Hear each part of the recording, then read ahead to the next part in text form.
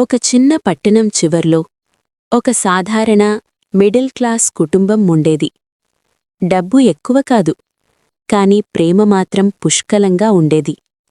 ప్రతి ఉదయం రామయ్య కారు తీసుకుని పనికి వెళ్తూ కొడుక్కి ఒక్కమాటే చెప్పేవాడు, నాన్నా, మంచి మనిషిగా ఉండడమే మనకి ఉన్న నిజమైన సంపద అని.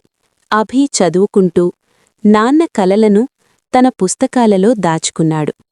కాని ఒక సాయంత్రం ఆ కారు తిరిగి ఇంటికి రాలేదు. ఒక చిన్న ప్రమాదం ఒక పెద్ద పరీక్షగా మారింది. హాస్పిటల్ కారిడార్స్లో ఒక చిన్న పిల్లాడి గుండె భయంతో కొట్టుకుంటోంది. డాక్టరు మాటలు అతని లోకాన్ని చీకటిగా మార్చాయి. ఇమీడియట్ ఆపరేషన్ చెయ్యాలి, లేకపోతే ప్రమాదం అని. చేతిలో డబ్బు లేదు, కళ్లల్లో నీళ్లు. నాన్నను కాపాడుకునే శక్తి డబ్బులో ఉందని ఆ రోజు అభికి అర్థమైంది.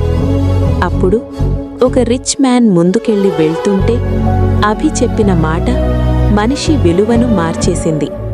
అంకుల్, మా నాన్నను కాపాడండి, లైఫ్ లాంగ్ మీకు సర్వెంట్గా ఉంటాను అని. ఆపరేషన్ అయ్యింది. నాన్న కళ్లను తెరిచాడు.